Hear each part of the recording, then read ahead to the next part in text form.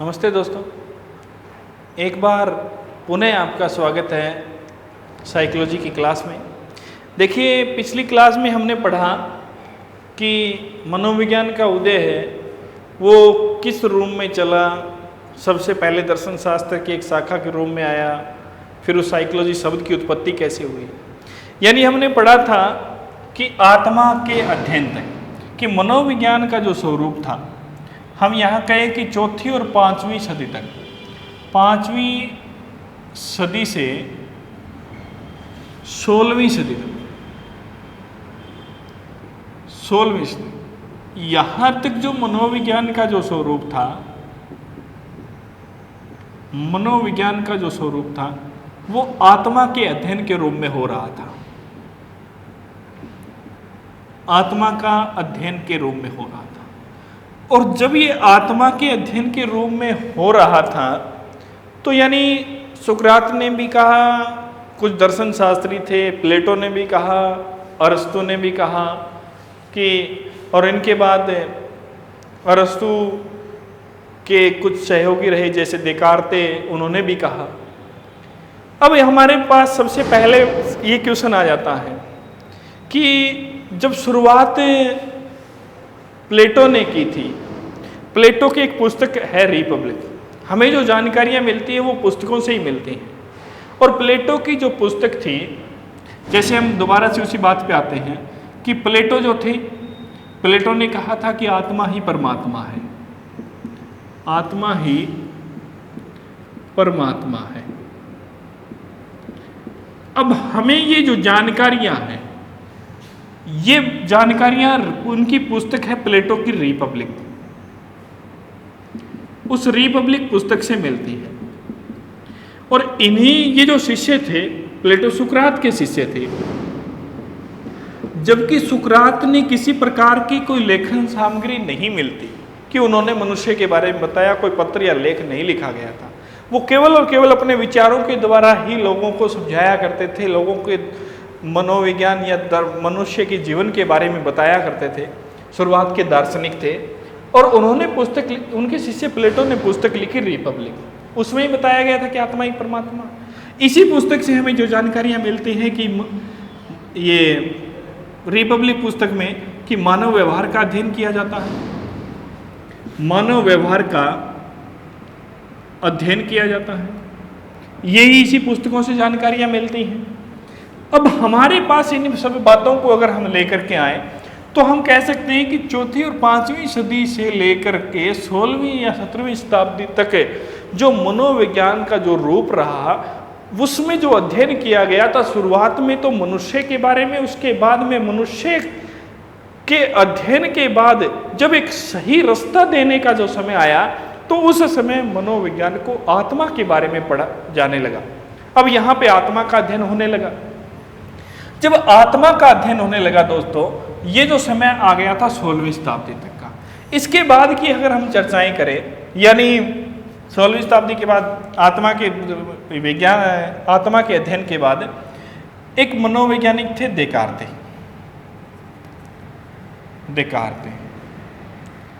देकार्ते का जो समय था, यानी हमने पढ़ा था 1590 में गोयकले की पुस्तक थी साइकोलॉजिया, उस पुस्तक में साइकोलॉजी शब्द का वर्णन मिला था। इसके बाद का जो समय आता है वो देकार्ते का, यानी हम कहें कि 1590 से 1650 ईस्वी का जो समय था वो देकार्ते का समय था। देकार्ते का समय रहा है 1590 से 1650 ईस्वी का। इस समय में देकार्ते जो मनोवैज्ञानिक थे, उस देकार्ते के बारे में अगर हम चर्चाएं करें तो देकार्ते जो था वो बहुत बड़ा विद्वान था। और वो विद्वान जो था वो दो विषयों में था, एक तो भौतिकी में, एक भौतिकी में और दूसरा दर्शन में। यानी हम ये कहें कि जो देकार्ते नाम मनोवैज्ञानिक था वो इन दो विषयों में अपनी पूर्ण रूप से प्रकाष्ठा लिए हुए था। दो विषयों में महारत हासिल था, एक भौतिकी में और दूसरा दर्शन में। अब इन दो विषयों में जब ये महारत हासिल था दोस्तों, अगर हम ये कहें कि अगर देकार्ते आज ना होता तो मनोविज्ञान हम आत्मा के विज्ञान के रूप में पढ़ते, मनोविज्ञान के रूप को हम नहीं बदलते। अब यहाँ हम नहीं बदलते तो देकार्ते ने जो काम किया वो ऐसा काम किया, मान के चलो कि एक अलग से पहचान, एक अलग सी रूपरेखा देने का काम जो किया वो देकार्ते ने किया। उस समय का विद्वान था, 2 विषयों में अपनी महत्वाकांक्षी विद्वता लिए हुए था, और उसमें भौतिकी और दूसरा था दर्शन। अब देखिए दोस्तों, मैं यहाँ बता रहा हूँ कि मान के चलिए 2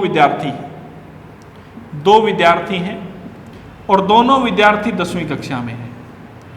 10वीं कक्षा पास करने के बाद एक विद्यार्थी जो है उसके 10 विद्यार्थी है वो साइंस लेता है, और साइंस लेने के बाद 55% मार्क्स बनाता है। दूसरा जो विद्यार्थी है वो आर्ट्स में आ जाता है और आर्ट्स में 75% अंक लेकर के आता है। अब देखिए ये जो दोनों हैं, इन दोनों में सम्मान किसका ज़्यादा है, किसको अलग दृष्टि से देखा जाता है? दोस्तों इसमें जो सबसे ज़्यादा जो सम्मान, सबसे ज़्यादा जो प्रतिभाशाली जो माना जाता है वो किसको माना जाता है? साइंस वाले को। जबकि रियल में प्रतिभाशाली है कौन? आर्ट्स वाला। अब ये इसको क्यों माना जाता है? क्योंकि जो भौतिकी है, साइंस है, विज्ञान है, उस विज्ञान का हमेशा से प्रचार प्रसार रहा है, उस विज्ञान को हमेशा से ही प्रतिभा की दृष्टि से देखा गया है, उस विज्ञान का मान सम्मान अन्य विषयों की अपेक्षा कहीं ना कहीं उच्च श्रेणी में ही रहा है, निम्न श्रेणी में नहीं रहा दोस्तों। तो यहाँ जो भौतिकी था, ये जो देकार्ते जो था, दर्शन में पढ़ा जा रहा था मनोविज्ञान, आत्मा का अध्ययन, आत्मा का जो अध्ययन है वो दर्शन में किया जा रहा था। तो यानी हम कहें कि देकार्ते ने यानी एक कोई तालाब होता है, उस तालाब में एक कंकर उछाल करके देखना, पूरे पानी में हलचल सी मच जाएगी। यानी वो गाना सुना है आपने, ठहरे हुए पानी में कंकर ना मत मार सावरे, हलचल मच जाएगी। वो ऐसी हलचल पैदा कर दी इस देकार्ते ने। इसने दर्शन से उस मनोविज्ञान यानी आत्मा के अध्ययन को कहा कि दर्शन में इसका मान सम्मान कम है, दर्शन में इसको उच्च दृष्टि से नहीं देखा जाता, तो इसको जो है वो दर्शन से हटा करके मैं इसको भौतिकी में पढ़ाना चाहता हूँ, इसको भौतिकी में ले जाना चाहता हूँ। अब भौतिकी में ले जाना चाहता क्यों? क्योंकि उसका मान सम्मान बढ़े। हमने यहाँ कहा कि जो साइंस में 55% लेकर के आएगा उसको प्रतिभाशाली मान रहे हैं, जबकि 75% वाले को नहीं। क्योंकि साइंस का हमेशा से मान सम्मान रहा है, भारत में ही रहा है, विदेशों में रहा है, प्राचीन समय में रहा है, आज भी है दोस्तों, हमेशा से साइंस का मान सम्मान रहा है। तो यहाँ भौतिकी में आत्मा का जो अध्ययन है वो दर्शन में किया जा रहा था, तो वहाँ देकार्ते ने कहा कि मैं इस आत्मा का अध्ययन जो है वो भौतिकी में करना चाहता हूँ। तो दोस्तों जब भी आप कुछ नया काम करते हो तो आपके आलोचक पैदा हो जाते हैं, और जब आलोचक पैदा होते हैं तो वो कहीं ना कहीं आपकी आलोचनाएं पूर्ण रूप से करते हैं, क्योंकि आलोचनाएं किसकी होती हैं? जो कुछ करता है उसी की आलोचना होती है। तो देकार्ते ने भी कुछ एक ऐसा नया ही कार्य किया था, क्योंकि उसने कहा था कि मैं आत्मा, मनोविज्ञान में जो आत्मा का अध्ययन है उस आत्मा के अध्ययन को भौतिकी में पढ़ाना चाहता हूँ। तो उस समय इनके आलोचकों के रूप में, मैं कहूँ कि इनके आलोचकों के रूप में Hobbes, John Locke, can't, Spinoza, ये जो मनोवैज्ञानिक थे इन्होंने कहा कि देकार्ते ये बात सही नहीं है, जो कि तुम मनोविज्ञान में आत्मा का जो अध्ययन है वो भौतिकी में कर रहा है। तब देकार्ते ने कहा कि बताइए, आप लोग कह रहे हो कि ये बात सही नहीं है, तो सही क्यों नहीं है, इसका कारण बताइए। क्योंकि ये मनोवैज्ञानिक जो थे ये इसके आलोचक हो गए थे, और आलोचक इस कारण से हो गए थे कि देकार्ते तू जिस आत्मा के अध्ययन को भौतिकी में पढ़ाने जा रहा है, भौतिकी एक विज्ञान है।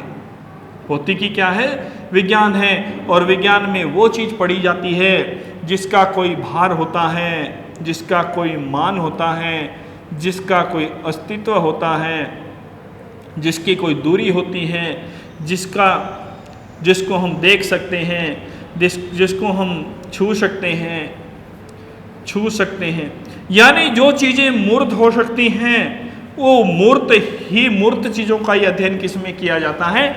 विज्ञान में किया जाता है। जिसका कोई आवश्यक निष्कर्ष निकले उसको ही हम विज्ञान में पढ़ेंगे। तब देकार्ते को इनकी बात मानना पड़ा, क्योंकि आलोचक थे, कुछ नया करेगा। मैंने एक ही बात कही कि अगर देकार्ते ना होते तो मनोविज्ञान आत्मा के अध्ययन के रूप में नहीं पढ़ा जाता। क्यों? क्योंकि उसने कुछ नया किया था। और जब आप नया करते हो तो उसके इसमें आलोचक पैदा होते हैं। आप नया करके देखिए, मैं क्वेश्चन कहूँ कि आपने आलोचक किसके हैं? जो कुछ नया करता है उसके हैं। शुरुआत में ये कहूँ कि जहाज किसने बनाई थी? हवाई जहाज राइट बंधु ने बनाई थी। क्या जब वो बनाई तो उसने सोचा कि मैं एक ऐसा यंत्र बनाऊंगा और वो हवा में उड़ेगा? जब उसने किसी को ये बात बताई तो लोगों ने क्या किया? हंसी उड़ाई कि ऐसा संभव नहीं है कि तू एक ऐसा यंत्र बनाएगा और वो हवा में उड़ेगा। तो जो आलोचक होते हैं उनका काम होता है कहने का। जब वो बना रहा था तो लोग हंस रहे थे और वो उसने लोहे का यंत्र बनाया, और जब बना पहले तो लोगों ने ये कहा कि नहीं बनेगा, जब वो बना तो लोगों ने कहा कि ये उड़ेगा नहीं, और जब वो उड़ा तो लोगों ने कहा रुका नहीं। वो चला, बना भी, वो उड़ा भी, वो रुका भी, और जब रुका तो वो ही जो आलोचक थे वो उनके समर्थन में आकर के तालियां बजाने लगे। तो दोस्तों आलोचक उसके होंगे जो कुछ करेगा, निकम्मे निठल्ले लोगों के आलोचक होते ही नहीं, क्योंकि आलोचक जो कार्य करते हैं उन्हीं के होते हैं। तो यहाँ देकार्ते ने ही कुछ ऐसा ही अलग काम किया था। अगर देकार्ते ना होते तो हमें आज मनोविज्ञान इस दृष्टिकोण में पढ़ने को नहीं मिलता। हम वही चीज पढ़ते जो तो चौथी और 5वीं सदी से चली आ रही थी, आत्मा के रूप में। अब यहाँ पे देकार्ते की बात को अस्वीकार करने वाले जो मनोवैज्ञानिक थे उन्होंने कहा कि देकार्ते तो जो मनोविज्ञान को, उस आत्मा के अध्ययन को विज्ञान में पढ़ाना चाहता है, भौतिकी में पढ़ाना चाहता है, वो संभव इसलिए नहीं है क्योंकि उसका भार नहीं है, उसका मान नहीं है, उसका अस्तित्व नहीं है, उसकी दूरी नहीं है, उसको हम देख नहीं सकते, उसको छू नहीं सकते, क्योंकि वो एक मूर्त नहीं है। और जब ये चीज़ें नहीं थी तो हम इसको विज्ञान में नहीं पढ़ा सकते, हम केवल और केवल इसको दर्शन में ही देख सकते। जब इसके आलोचक हुए होब्स, जॉन लॉक, कांट और स्पिनोजा, इन्होंने ये बात कही तो ये बात कहीं ना कहीं देकार्ते को माननी पड़ी, क्योंकि आप लोगों ने, ये सत्य भी है दोस्तों, आप लोग देखिए, आप लोगों को मैं बताऊं कि आत्मा जो है, आपने कभी आत्मा को देखा है? आत्मा को कभी छुआ है? आत्मा के बारे में हम चर्चाएं करें कि आत्मा का जो अध्ययन था, क्योंकि आत्मा क्या है? अमूर्त है। आत्मा क्या है? कल्पना है। आत्मा क्या है? एक मनोवैज्ञानिक तो ऐसे थे जिन्होंने आत्मा को ध्रुव वस्तु की संज्ञा दी थी। ध्रुव वस्तु क्या होती है? ध्रुव वस्तु जो होती है जो अप्राप्य होती है, जिसको प्राप्त नहीं किया जा सकता, प्राप्त नहीं किया जा सकता, जिसको प्राप्त नहीं किया जा सकता, जिसको देख नहीं सकते, जिसको हम छू नहीं सकते, जो अमूर्त है, मूर्त नहीं है, जो केवल मात्र कल्पना है, तो उसका हम कैसे विज्ञान में ले जा सकते हैं उसको? क्योंकि विज्ञान जो होगा, विज्ञान में प्रयोग होंगे, और जिस चीज को हम देख नहीं सकते, जिसको छू नहीं सकते, जिसको हम महसूस, केवल और केवल कल्पना मात्र कर उसे महसूस कर सकते हैं, जो भावों के माध्यम से समझ सकते हैं, उसका हम प्रयोग नहीं कर सकते। तब उन आलोचकों की बात भी कहीं ना कहीं सत्य साबित होती दिखाई दे रही थी। तब देकार्ते को मजबूर उनकी बातों को मानना पड़ा, और मानने के बाद देकार्ते ने भी ये बात स्पष्ट कर दी कि ठीक है, क्योंकि आलोचकों ने बात कही थी कि विज्ञान में वो चीज पढ़ी जाएगी जिनके ऊपर प्रयोग संभव होंगे, आत्मा का कभी प्रयोग। तो आप लोगों ने कभी देखा है दोस्तों आत्मा? डॉक्टर के पास जाना, डॉक्टर से कहना कि हमारी आत्मा है, उसका ऑपरेशन कर दे, कैसे करेगा? आत्मा केवल और केवल भाव हैं, उस भावों को केवल महसूस किया जाता है, कोई कल्पनाएं होती हैं, उन कल्पनाओं से ही समझा जाता है, कहीं अलग से कोई इसका स्वरूप नहीं होता। तब जाकर के आत्मा का अध्ययन, मैं कहूँ कि चौथी और 5वीं सदी से लेकर के जो रूप 16वीं और आधी 17वीं शताब्दी तक चला था, वो रूप अमान्य हो गया। उसके बाद देखिए दोस्तों, आत्मा के विज्ञान के बाद 16वीं शताब्दी के बाद 17वीं शताब्दी आती है। 17वीं शताब्दी का समय आता है और मनोविज्ञान अपना एक अलग रूप ले लेता है, क्योंकि आत्मा के अध्ययन के रूप में तो लोगों ने मानना अस्वीकार कर दिया गया था, वो अभिप्राय बंद कर दिया गया था, उसको मानना बंद कर दिया गया था। तब 17वीं शताब्दी आती है तो मनोविज्ञान अपना एक अलग रूप लेता है, आत्मा के विज्ञान से हट करके वो लेता है मन एवं मस्तिष्क का विज्ञान। मन एवं मस्तिष्क का विज्ञान 17वीं शताब्दी में मनोविज्ञान लाता है मन और मस्तिष्क का विज्ञान। अब मन और मस्तिष्क के बारे में, विज्ञान के बारे में जो इनके जो विचार देने वाले थे, इसको मानने वाले थे, वो इटली के दार्शनिक थे। इटली के दार्शनिक थे पाम्पोनोजी, इटली के दार्शनिक पाम्पोनोजी। इन्होंने माना कि मनोविज्ञान जो है वो आत्मा का ना होकर के मन और मस्तिष्क का है। और जब इन्होंने ये बात कही तो इनके भी कुछ समर्थक आए और इनके जो समर्थन में जो मन और मस्तिष्क का विज्ञान कहने का जो समर्थन करने वाले थे, इस समर्थन में Hobbes, John Locke, can't, Spinoza, यानी इनका जो समर्थक जो थे मन और मस्तिष्क के विज्ञान के, वो उनमें थे होब्स, जॉन लॉक, यानी जो लोग उनका जो आत्मा के अध्ययन के आलोचक थे वो ही आगे चल करके मन और मस्तिष्क के समर्थक बने। और इन्होंने इनका समर्थन किया कि मन और मस्तिष्क का विज्ञान है वही सर्वोसर्वा है। तो दोस्तों ये बात भी कहीं ना कहीं सही नहीं थी। इस बात को भी ये अभिप्राय भी ज़्यादा समय तक नहीं चल पाया। इसमें हम मान सकते हैं कि इसमें मन को माने या मस्तिष्क को माने। जो मस्तिष्क का जो अभिप्राय है वो अंतिम यानी 19वीं शताब्दी तक आते आते मस्तिष्क का अभिप्राय तो वैसे ही खत्म हो गया था और इसको अंतिम स्वरूप में यानी 19वीं शताब्दी तक आते आते केवल और केवल मन का अध्ययन माना गया। केवल और केवल मन का अध्ययन माना गया और मन का अध्ययन माना गया। तो अब इन दोनों रूपों को हम देखते हैं वापिस 19वीं शताब्दी से पहले देखते हैं कि हमारे पास यहाँ दो शब्द हैं, एक तो मन है, दूसरा मस्तिष्क। अब इन दोनों शब्दों को ही हम देखें तो कुछ अक्सर बहुत सी ऐसी पुस्तकें हैं जो इन दोनों को एक ही रूप में देखती है, दोनों को एक ही अर्थ में देखती है। तो इन दोनों का एक ही रूप और अर्थ नहीं है, दोनों का अलग अलग है। यानी हम मन का अर्थ यहाँ पे दिल से लगाते हैं, दिल, मन का अर्थ दिल से लगाते हैं। दिल दीवाना होता है, कहीं भी भटकता रहता है, कोई भरोसा नहीं करना। मस्तिष्क का अर्थ हम दिमाग से लगाते हैं, दिमाग से लगाते हैं। अब यहां तुम लोग खुद सोचिए कि तुम्हें कहीं जाना है, कहीं जा रहे हो, चलते चलते आपका कहीं आपके दोस्त जा रहे हैं और आपका मूड बन गया कि मैं इनके साथ जाऊं। मान के चलिए आपको घूमने जाना है, कहीं ना कहीं आपको दिल्ली घूमने जाना है। अब आपको यहाँ दिल्ली जाना है घूमने के लिए। जब आप यहाँ घूमने के लिए गए, आपके दोस्त जा रहे हैं, आपको भी जाना है साथ में, लेकिन जब आपको जाना है आपका मन कर रहा है जाने का। क्या कर रहा है? मन कर रहा है। लेकिन आपके मस्तिष्क में एक विचार आता है, मन तो कह रहा है कि चला जाए घूमने, लेकिन मस्तिष्क कह रहा है कि नहीं, एक बार घर वालों से पूछ लें। किससे पूछ लें? घर वालों से पूछ लें। अब दोस्तों इसको समझिए, आपका मन था जाने का, आपके दोस्त जा रहे थे, लेकिन मस्तिष्क में क्या विचार आया कि एक बार घर वालों से पूछ लिया जाए।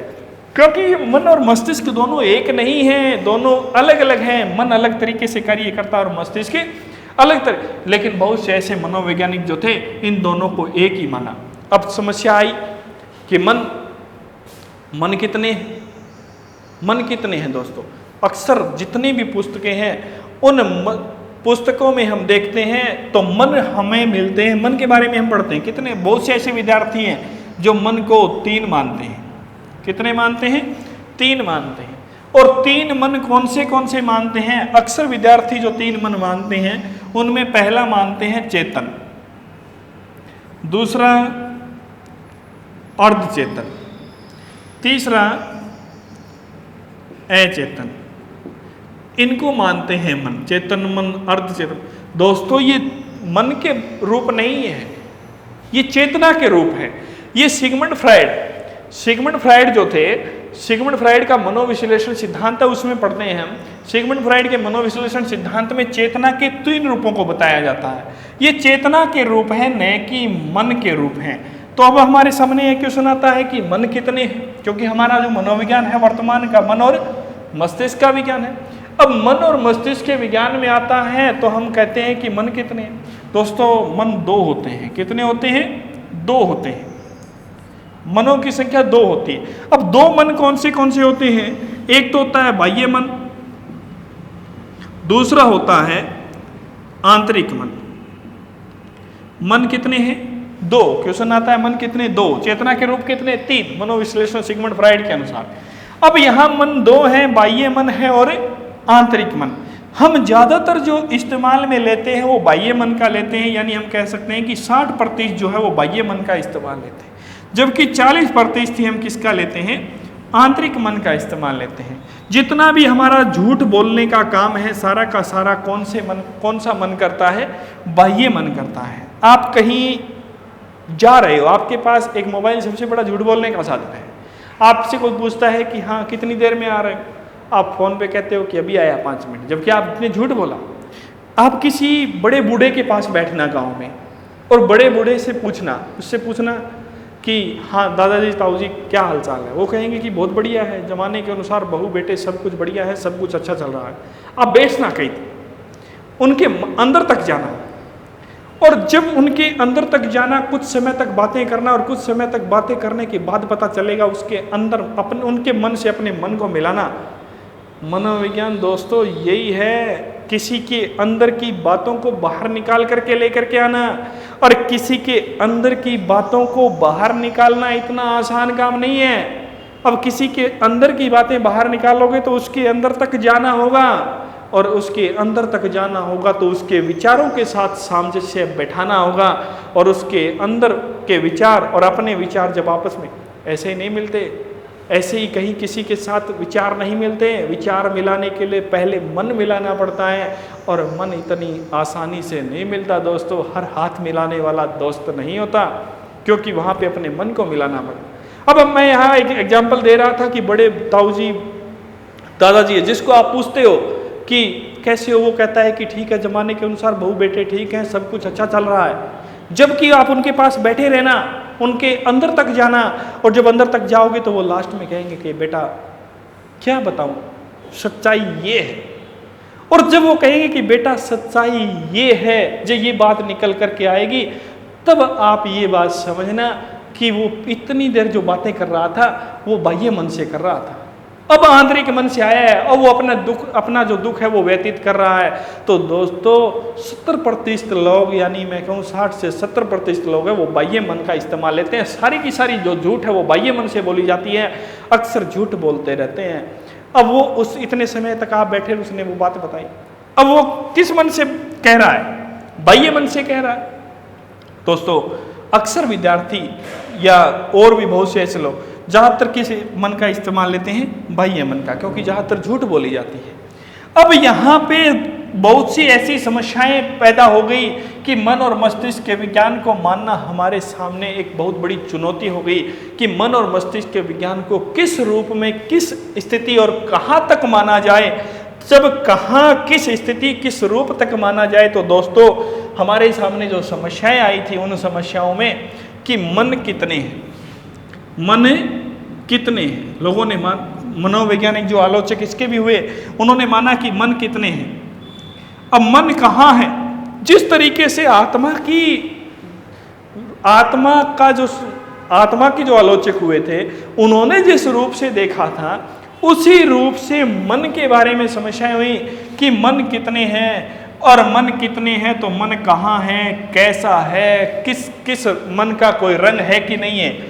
अब मन के बारे में देखिए, जो विचार आए, कुछ क्वेश्चन खड़े हुए मन के बारे में कि मन कहाँ है। अब कहाँ है पता नहीं, कैसा है, मन का रंग कैसा है, उसका रूप कैसा है, उसका आकार कैसा है, और उसके प्रकार कितने हैं। ये इन क्वेश्चनों के आंसर कुछ बहुत मनोवैज्ञानिक इसके आंसर नहीं दे पाए। जिस तरीके से आत्मा का अध्ययन हम कर रहे थे, देकार्ते जो कर रहा था, जब देकार्ते उन क्वेश्चनों का आंसर नहीं दे पाया, तो उसी तरीके से ये मनोवैज्ञानिक जो होब्स, लॉक, कांट और स्पिनोजा जो थे, इसके समर्थक थे, वो भी इन क्वेश्चनों का आंसर नहीं दे पाए। और जब वो इन क्वेश्चनों का आंसर नहीं दे पाए, तो दोस्तों 19वीं शताब्दी तक आते आते, कौन सी शताब्दी तक आते आते, क्योंकि 17वीं शताब्दी में शुरू हुआ था मन और मस्तिष्क का विज्ञान, और 17वीं शताब्दी में जब शुरू हुआ, लगभग हम ये कहें कि 250 वर्षों तक मन और मस्तिष्क के विज्ञान के रूप में पढ़ा गया। यानी 4वीं और 5वीं सदी से लेकर के 16वीं सदी तक तो मनोविज्ञान आत्मा के अध्ययन के रूप में पढ़ा गया, आत्मा का अध्ययन करता रहा। और उसके बाद 16वीं से लेकर के 17वीं शताब्दी में मन और मस्तिष्क का विज्ञान शुरू हुआ था, और मन और मस्तिष्क का विज्ञान 17वीं और 18वीं शताब्दी तक जो चला था, उस 2 शताब्दियों में हम कहें कि पौने 2 वर्षों तक, यानी 19वीं शताब्दी तक आते आते 19वीं शताब्दी तक आते आते हम कहें कि मस्तिष्क का जो विज्ञान था वो अमान्य कर दिया गया। केवल और केवल कौन सा विज्ञान माना गया? मन का विज्ञान माना गया था 19वीं शताब्दी तक। अब दोस्तों यह रूप भी अमान्य हो गया, क्योंकि इसका भी कोई सही अभिप्राय नहीं दे पाए, और सही अभिप्राय नहीं देने के कारण इस रूप को भी मानने के लिए एक बहुत बड़ी समस्या पैदा हो गई कि मन कितने हैं, मन का रूप कैसा है, आकार कैसा है, प्रकार कितने हैं, किस मन का अध्ययन करते हैं, किस तरीके से करते हैं। तो ये सारी की सारी समस्याएं पैदा हो गई। जब ये सारी समस्याएं पैदा हो गई तो उसके बाद के जो समय में हम बात करते हैं, यानी 19वीं शताब्दी की हम बात करते हैं, 1852 ईस्वी की घटना है। 1852 ईस्वी की घटना है, और ये 1852 ईस्वी की घटना में देखिए, 1852 ईस्वी का जो समय था, इस समय में लिप्जिंग में, जर्मनी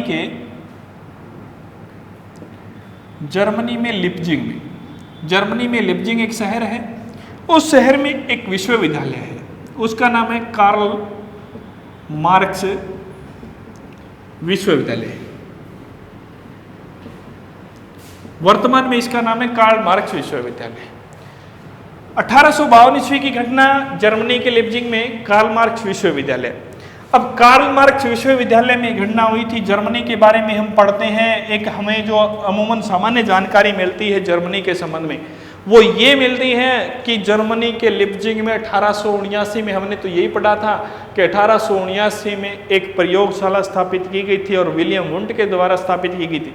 दोस्तों ये जानकारियां सत्य है, कोई असत्य नहीं है, लेकिन इससे पहले की जो जानकारी, 1879 से पहले इस जर्मनी के लिप्जिंग में, इस कार्ल मार्क्स विश्वविद्यालय में एक घटना और भी घटी थी, उसके बारे में हम चर्चाएं कर रहे हैं। उसके बारे में जो चर्चाएं कर रहे हैं उसमें देखिए कि जर्मनी के लिप्जिंग में 1852 ईस्वी की घटना थी, यानी मैं कहूं कि यहाँ पे एक सम्मेलन था। क्या था? सम्मेलन था, और इस सम्मेलन में बहुत से मनोवैज्ञानिक आए हुए थे, मनोवैज्ञानिक या कुछ दार्शनिक कहूं, मनोवैज्ञानिक और दार्शनिक आए हुए थे। और ये जो मनोवैज्ञानिक और जो दार्शनिक थे, इन दो दार्शनिकों में जब से ही सम्मेलन प्रारंभ हुआ, सम्मेलन प्रारंभ होने के बाद जब से ही उसका समापन की ओर लेकर के गए उस सम्मेलन को, जब अंतिम समय में समापन होने के बाद 2 विद्वान थे, एक का नाम था डब्लू और दूसरे का नाम था जे। 2 विद्वान थे, एक डब्लू था एक जे था, और तीसरा इनके पास आता है एस का मीन्स स्टूडेंट। दोस्तों उस समय ये जब 2 विद्वान आपस में बातें कर रहे थे, तब तीसरा एस वहां पे आता है, और तीसरा एस आकर के इधर से गुजरता है, दोनों विद्वान हैं, और डब्लू के पांव छूता है और उनको नमस्ते करता है, और फिर ये ही एस जे के पास जाता है और इनको केवल नमस्ते करता है और चलने की कोशिश करता है। दोस्तों एक बहुत ही बड़ी घटना है। अब यहाँ पे डब्लू और जे, उनके पास एस आता है, पहले डब्लू के पास जाता है, उनके पांव छूता है और नमस्ते करता है, और उधर एस जो है जे को केवल नमस्ते करता है। दोनों में अंतर है, क्योंकि हमारे समाज में कुछ एक ऐसी चीजें हैं, यानी 2 इंसान जहां एक दायरे में एक जगह बैठे हुए हैं, और जब वो एक जगह हैं, दोनों एक जगह हैं, हमारी जो संस्कृति है, उस संस्कृति में क्या है कि दोनों एक जगह बैठे तो दोनों को बराबर का मान सम्मान दिया जाता है। अब यहाँ पे दोनों को बराबर का मान सम्मान नहीं दिया गया, एक समस्याएं पैदा हो गई। समस्या ये पैदा हो गई कि पहली बार तो उन्होंने डब्लू को प्रणाम किया और नमस्ते की और पांव छुए, और उस दूसरी स्थिति में जे को उन्होंने केवल और केवल नमस्ते की। जब जे के मस्तिष्क में भी एक बहुत बड़ी समस्या की, ऐसा क्योंकि उनका तो अपमान कर दिया गया था, हमारी संस्कृति के खिलाफ था ये। तो जब उनका अपमान हुआ तो उस एस से पूछा गया कि तूने ऐसा क्यों किया कि डब्लू के जो पांव छुए और जे को केवल नमस्ते की तूने, इनके तो पांव भी छुए और इनको नमस्ते की, इनको केवल नमस्ते की। तो देखिए उस एस का जो जवाब था बड़ा ही लाजवाब था। लाजवाब वो होता है जिसका कोई और जवाब ना हो। उसने कहा कि आप जो हैं, आप दर्शन के प्रोफेसर हैं। किसके हैं? दर्शन के प्रोफेसर हैं। और आप किसके प्रोफेसर